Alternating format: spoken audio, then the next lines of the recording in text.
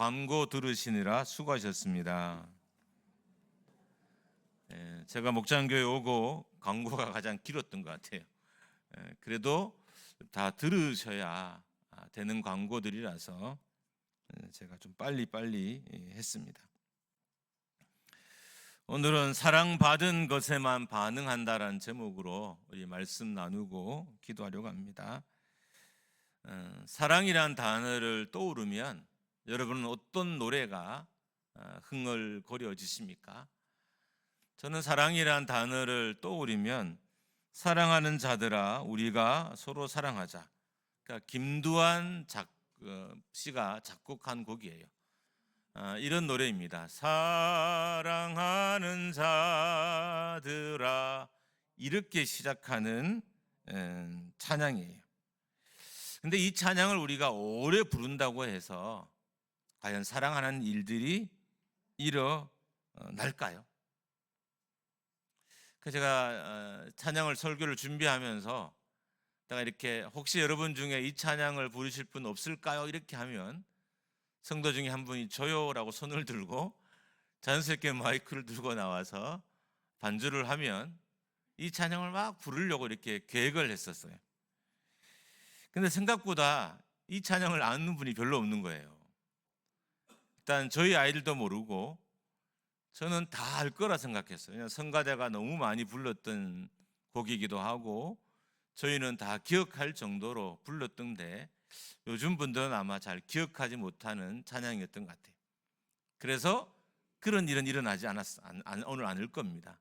혹시나 다음에 언젠간 준비가 잘 되면 제가 오늘 누가 찬양하시겠습니까 하면 아마 한 분 정도는 일어나서 찬양하는 그런 일들이 일어날 수 있도록 준비를 참 잘 해보도록 하겠습니다. 아무쪼록 목장교회가 사랑이 어색하지 않는 교회 되기를 주님의 이름으로 축복합니다. 사랑하고 사랑 표현하는 것이 자연스러운 교회가 되기를 주님의 이름으로 축원합니다. 게리 체프먼이라는 분이 있습니다. 이분이 5가지 사랑의 언어라는 책을 썼어요. 이분은 이제 목사님이신데 이분은 그 자신의 책에서 자기가 생각하는 5가지의 사랑의 언어를 이렇게 정리했습니다. 첫 번째로는 인정하는 말. 그러니까 사람이 인정하는 말을 들으면 사랑받는다고 생각한다는 거예요. 두 번째로는 함께하는 시간. 함께하는 시간이 많으면 자기가 사랑받는다고 여긴다는 거예요. 세 번째는 선물을 주고받는 것. 그러니까 선물을 받으면 내가 참 사랑받고 있구나라고 느낀다는 겁니다. 네 번째로는 봉사행동, 봉사하는 것. 그러니까 도와주는 거죠. 그러니까 상대방이 어렵고 힘들 때 이렇게 도와주면 사람들은 내가 사랑받고 있구나라고 생각한다는 겁니다. 마지막 5번째로는 스킨십. 그러니까 이렇게 격려해주고 토닥토닥 거려주는 것을 자기 하게 받게 되면 나는 사랑받는구나라고 사람이 생각한다고 합니다. 물론 사람마다 다 다르기 때문에 수많은 종류의 사랑의 언어가 있을 거예요. 그런데 게리 체프먼이 말하는 사랑에 관한 불편한 진실이 몇 가지 있어요. 그러니까 잘 알지 못하는 거죠. 사랑이 어떻게 저럴 수 있지라는 되게 불편한 진실이 몇 가지가 있다는 거예요. 첫 번째로는 처음 사랑할 때는 황홀하고 이 사랑이 영원할 것 같다는 거예요. 그리고 노력하지 않아도 이 사랑은 계속 유지될 거라고 생각한다는 거예요. 그리고 처음 사랑할 때는 상대방이 완벽하게 보인다는 거예요. 그리고 상대방이 어떤 일을 해도 사랑해요라고 메시지를 듣는다는 거예요. 상대방이 이거 먼저 먹어 이렇게 해도 사랑해요 이렇게 메시지를 듣는다는 거예요. 그러니까 처음 사랑할 때는 누구든지 다 그 사람의 말과 행동이 다 사랑으로 느껴진다는 거예요. 그 문제는 이때까지는 아무런 문제가 생기지 않는다는 거예요.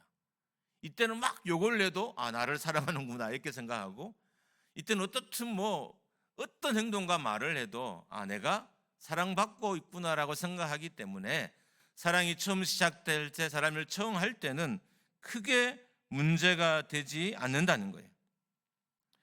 왜냐하면 사랑하게 되면 이렇게 나오는 호르몬이 있어요. 옥시토신이나 도파민, 페닐에틸아민이나 엔돌핀 같은 이 호르몬이 사랑할 때 강력하게 분비가 되어서 그렇게 생각하게 만든다는 거예요.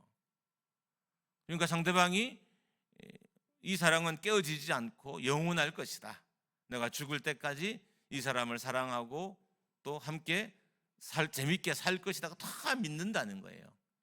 어쩌면 그래서 우리가 사랑을 시작하고 또 결혼을 하게 되고 가정을 꾸리고 자녀를 낳고 지금까지 살 수 있지 않았나, 그런 생각이 듭니다.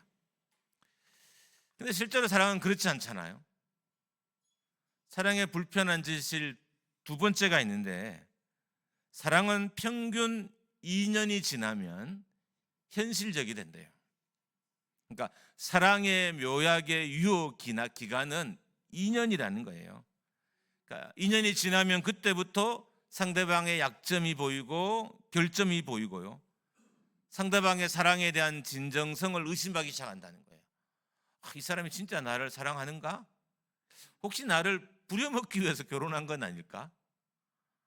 아니면 자기가 가난하니까 우리 가정에 돈이 필요해서 나랑 결혼한 게 아닐까라고 사람들이 2년이 지날 때부터 시작해서 사랑의 진정성을 의심하기 시작한다고 합니다. 그리고 대부분의 사람들은 그때부터 상대방을 의심하기 시작한다는 거예요. 그리고 상대방이 변했다고 생각합니다. 그러니까 사랑이 오래 가지 않는다는 거죠. 생각보다 여러분과 우리의 사랑이 오래 가지 않아요. 우리는 이게 오래 갈 거라 생각하잖아요. 오래 가고 아주 길 것이다, 조금 완벽하고 더 완전할 것이고 더 멋질 거라 생각하지만 실제로 사랑은 그렇게 오래 가지 않는다는 거예요. 2년이 지나면서부터 사랑은 현실되게 되고 가고, 사랑의 묘약의 유효 기간이 서서히 끝나가기 시작합니다. 사랑에 대한 세 번째 불편한 진실이 있습니다. 문제는 사랑한 사람인데 서로가 사랑을 느끼기 위해서는 노력이 필요하다는 거예요. 사랑하는데 노력이 필요하다는 거예요. 그러니까 사랑하는 것으로 끝나지 않는다는 거예요. 내가 아내와 남편을 사랑하고 내가 남자와 여자를 서로 사랑할 때 사랑하는 것으로만 끝나지 않고 노력을 해야 된다는 거예요. 이해와 노력과 헌신과 효과적인 의사소통이 필요해요. 여러분, 우리의 사랑에는 어딘가에는 진실한 사랑이 있긴 있어요. 그런데 이 진실한 사랑을 느끼려면 노력이 필요하다는 거예요. 그러니까 2년 이후부터는 사랑의 유효 기간이 점점 더 이렇게 사라진 거잖아요. 그때부터는 노력이 필요한 거예요. 사랑을 유지하기 위한 노력. 그러니까 부부가 함께 산다고 해서 계속 사랑할 수 있는 게 아니라는 거죠. 한 교회 성도들이 그냥 한 곳에서 20년, 30년 같이 교회를 다닌다고 해서 사랑할 수 있는 게 아니라는 거예요.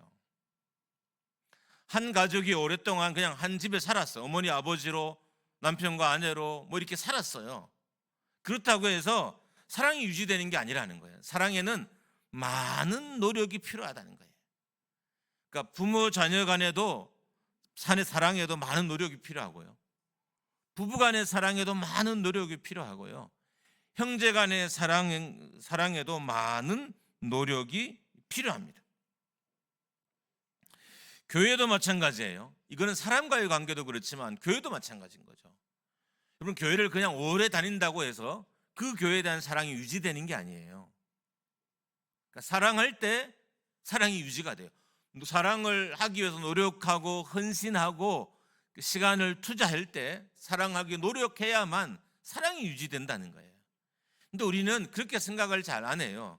그냥 교회를 이렇게 다니면, 아니면 그냥 가족이 함께 살면, 오랫동안 친구로 있으면 사랑이 유지될 거라 생각하는데 그렇지 않아요.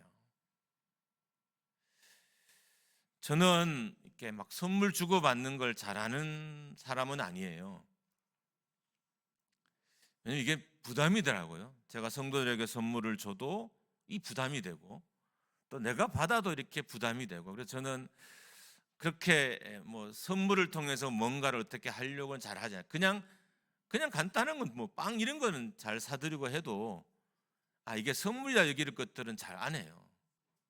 근데 제가 꼭 하는 친구가 한 명 있어요.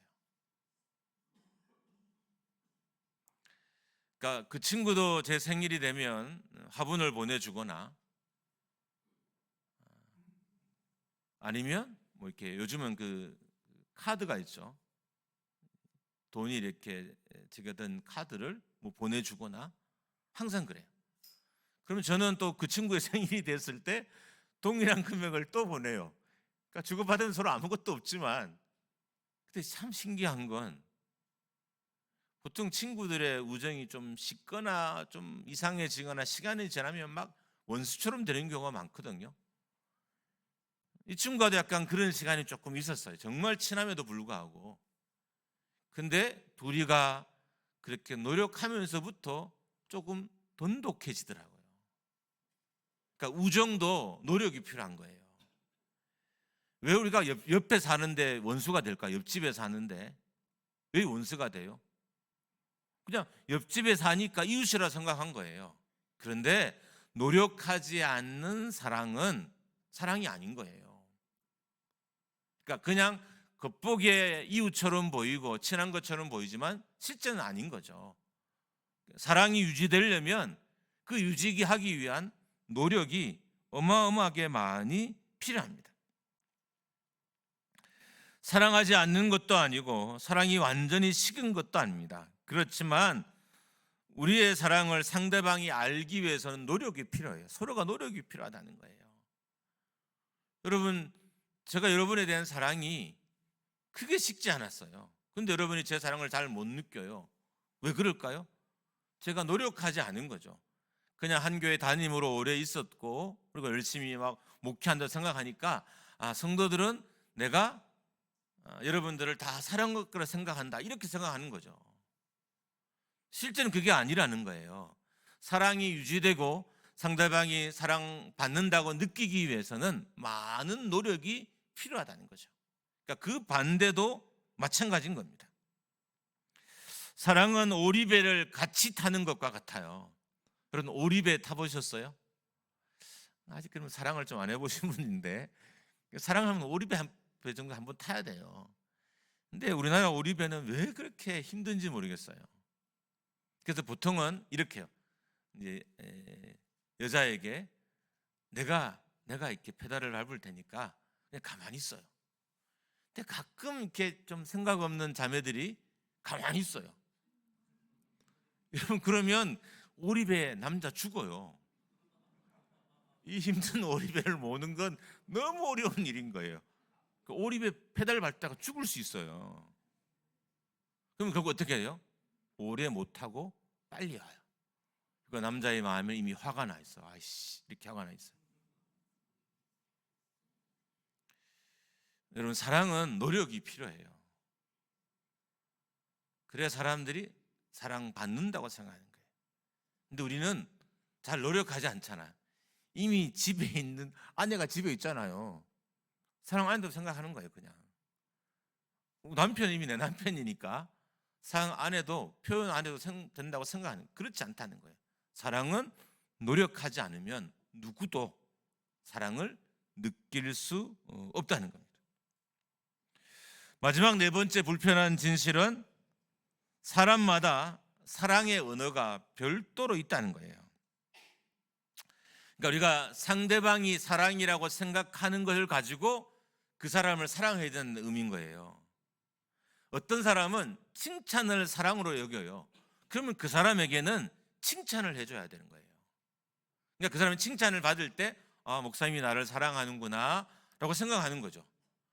근데 가끔 한국 사람들 중에, 외국 사람들은 많이 안 나와 잘 모르는데 이런 거예요. 칭찬해 주면 버릇 나빠진다는 거예요. 이게 말이 돼요?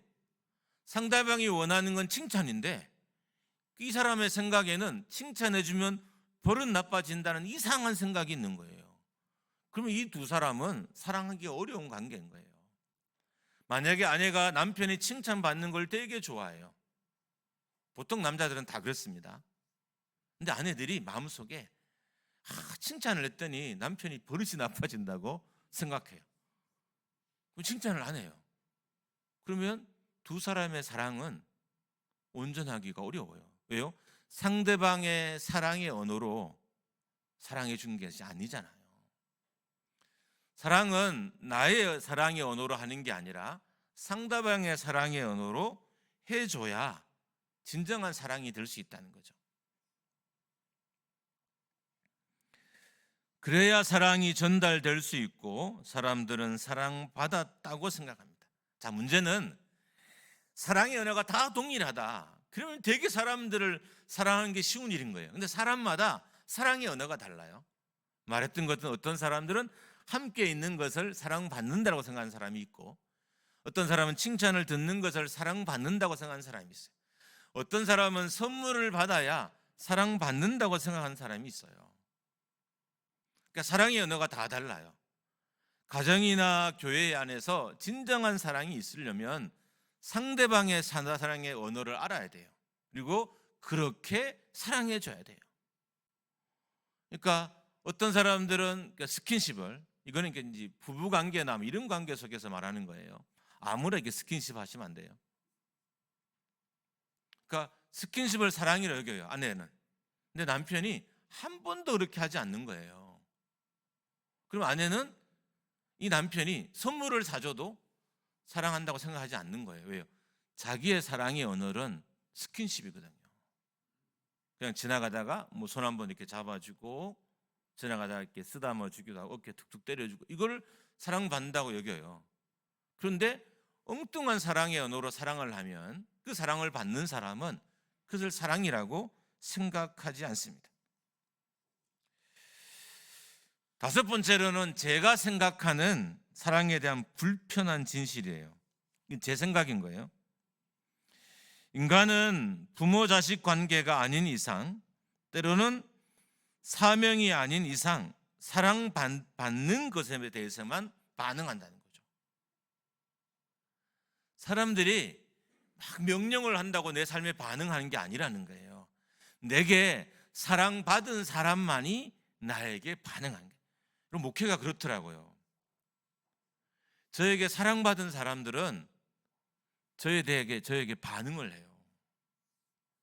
근데 성도들이 제가 성도를 사랑하지 않는다고 여기는 분도 있을 거 아니에요. 우리 목사님은 나한테 나의 사랑 관심이 없어, 나를 사랑하지 않아, 이렇게 생각하는 사람이 있으면 그분들은 이상하게도 제 말에 반응하지를 않아요.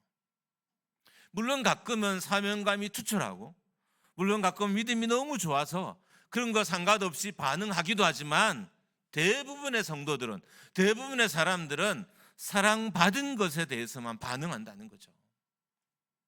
여러분, 이거는 바꿔놔도 똑같지 않을까요? 여러분과 저의 입장을 바꿔도 똑같지 않을까요?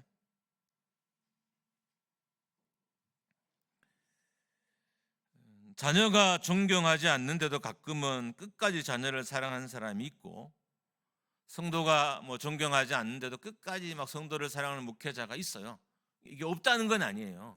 그 정도 수준이 되는 사람들이 있어요. 근데 실은 우리의 사랑의 수준이 그 정도 높지는 않잖아요. 막 상대방이 미워하는데 막 사랑해요, 이런 사람이 몇 될까요?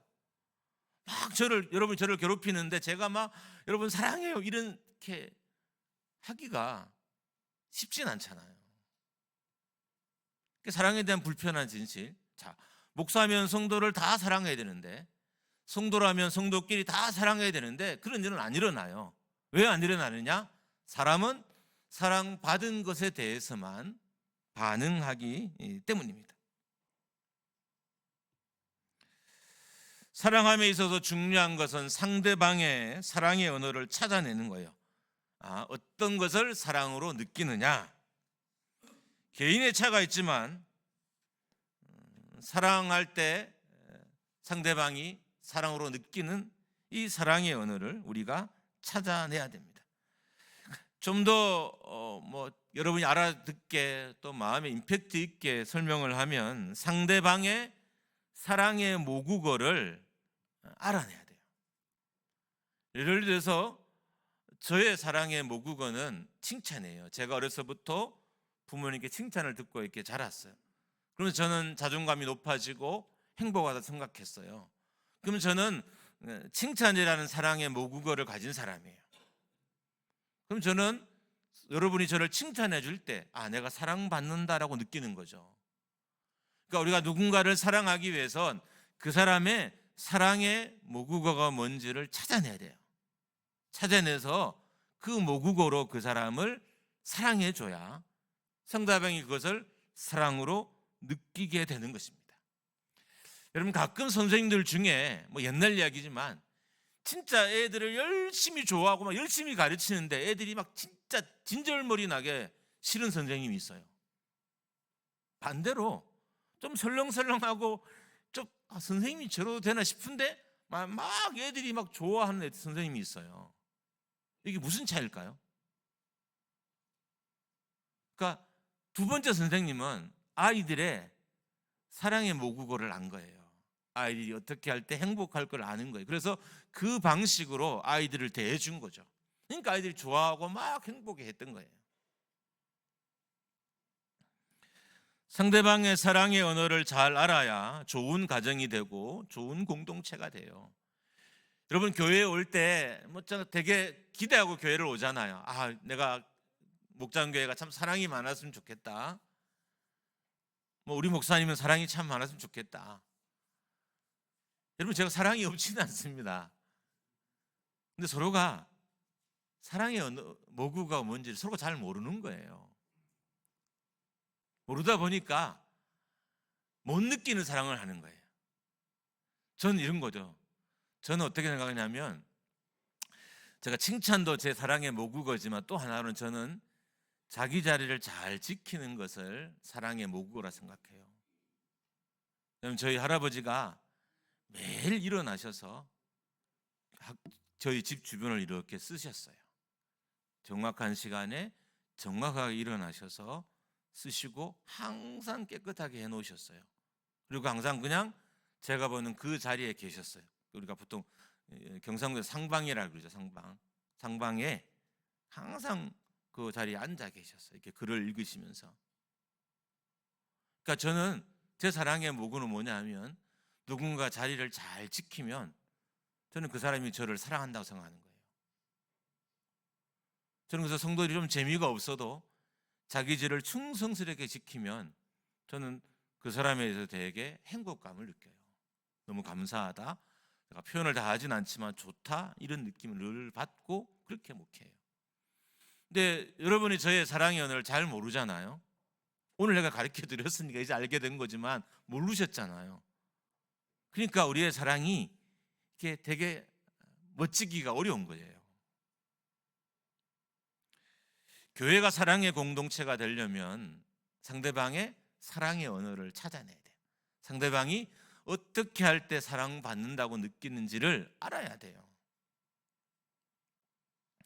어떤 사람은 칭찬을, 어떤 사람은 함께 시간을 보내는 것을, 어떤 사람은 도와주는 것을, 어떤 사람은 스킨십을, 어떤 사람은 선물을 주고받는 것을, 받는 것을 사랑이라고 생각하는 사람들이 있습니다. 우리가 정말 누군가를 잘 사랑하려면 상대방의 사랑의 언어를 알아야 돼요. 여러분, 우리가 신방할 때도 마찬가지예요.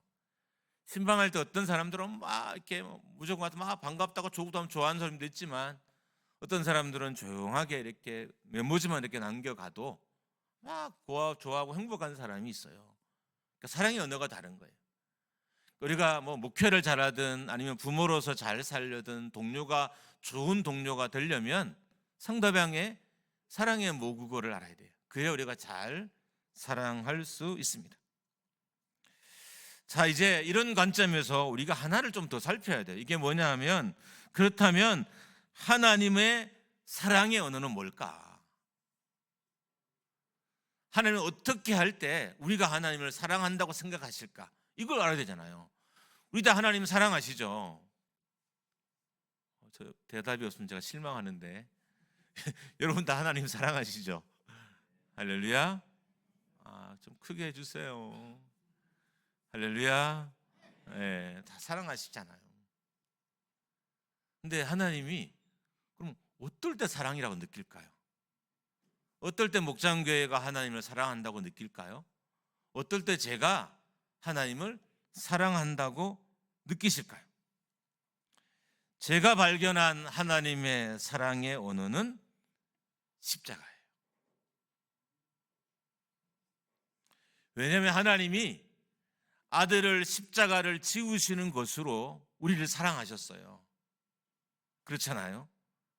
그러면 하나님의 사랑의 언어는 십자가예요. 우리가 십자가를 질 때 하나님 우리의 삶을 가장 기뻐하신다는 거예요. 할렐루야. 여러분, 하나님의 사랑의 언어가 십자가예요. 십자가로 우리를 사랑하셨어요. 그래서 우리도 십자가를 지면 하나님이 가장 기뻐하셔요. 그러니까 하나님이 어떤 교회를 기뻐하시느냐? 십자가를 지는 교회를 기뻐하시는 거예요. 하나님이 어떤 성도를 기뻐하시느냐? 십자가를 지는 성도를 기뻐하시는 거예요. 9절과 10절 말씀입니다. 우리 같이 한번 읽습니다. 시작. 하나님의 사랑이 우리에게 이렇게 나타난 바 되었으니 하나님이 자기의 독생자를 세상에 보내심은 그로 말미암아 우리를 살리려 하심이라. 사랑은 여기 있으니 우리가 하나님을 사랑한 것이 아니요 하나님이 우리를 사랑하사 우리 죄를 속하기 위하여 화목제물로 그 아들을 보내셨음이라. 우리가 하나님을 사랑하기 위해서는 하나님의 사랑의 언어를 알아야 되는데 성경은 명확하게 하나님의 사랑의 언어가 십자가라는 거예요. 그러니까 우리를 사랑하시기 위해서 십자가를 지셨고 우리를 사랑하시기 위해서 아들을 십자가에 화목제물 되게 하셨어요. 그러면 하나님은 어떨 때 우리가 하나님을 사랑한다고 느끼시느냐? 우리가 십자가를 질 때 우리 교회나 여러분이나 제가 하나님을 사랑한다고 느끼시는 거예요. 그래서 예수님은 이 하나님의 사랑의 언어를 알았던 거예요.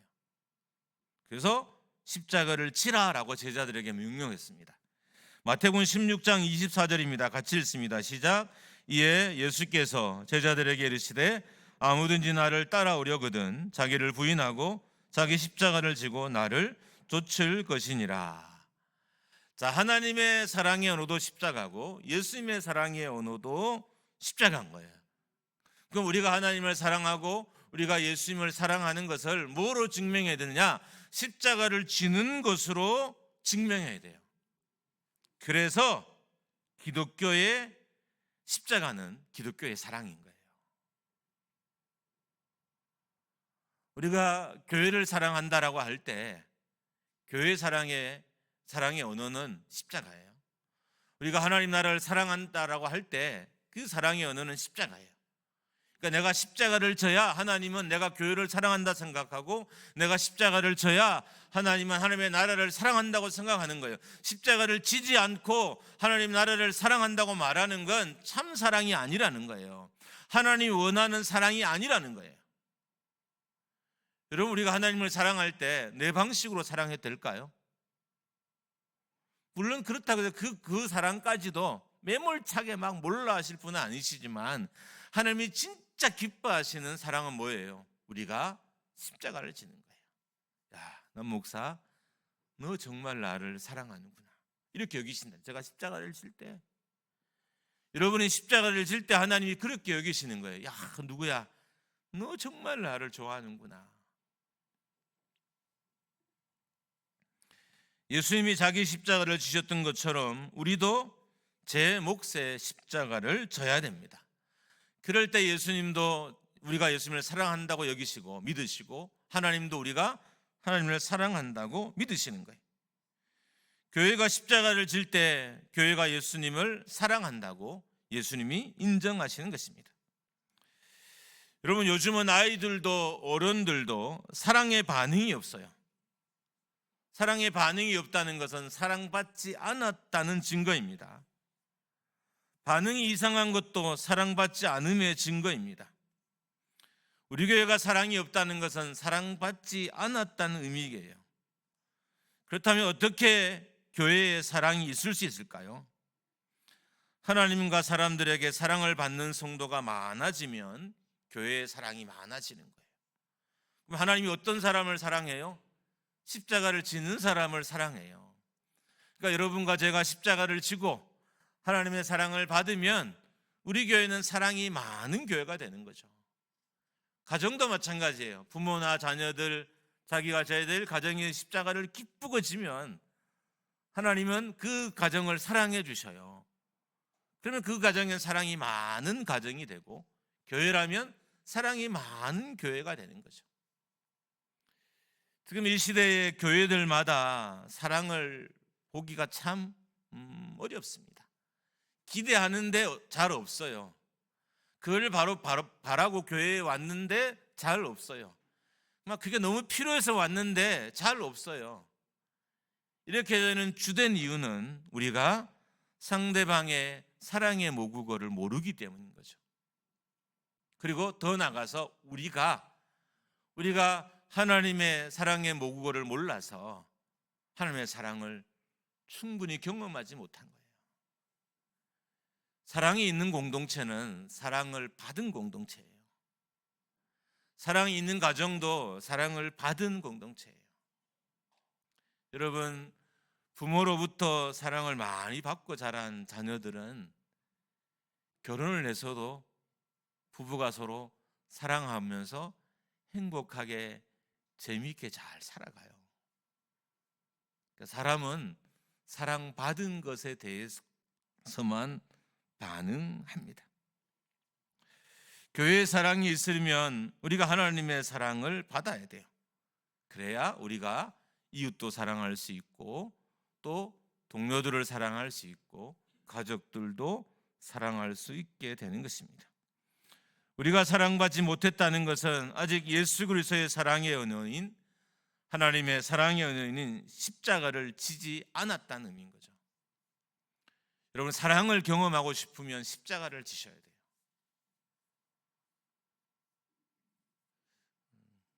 보통 여기서 막 아멘 이렇게 하고 은혜가 넘쳐야 되는데, 그럼 부담되시죠, 그죠? 우리가 사랑을 받으려면 십자가를 져야 됩니다. 할렐루야. 우리 교회가 좀 십자가를 지는 교회가 됐으면 좋겠어요. 그럼 하나님 여러분을 사랑하실 거잖아요. 그럼 우리 교회는 막 사랑이 넘쳐나요? 사람들은 왜 저 교회는 사랑이 많지? 똑같은 사람들인데 저 교회 뭐 목사도 나랑 별 차이가 없는데 왜 목장교회는 사랑이 많다고 하지? 그 이유는 우리가 하나님의 사랑의 언어인, 사랑의 모국어인 십자가를 졌기 때문이에요.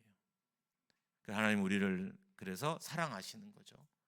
그 사랑받음이 사랑의 표현으로 세상을 향해서 나타나게 됩니다.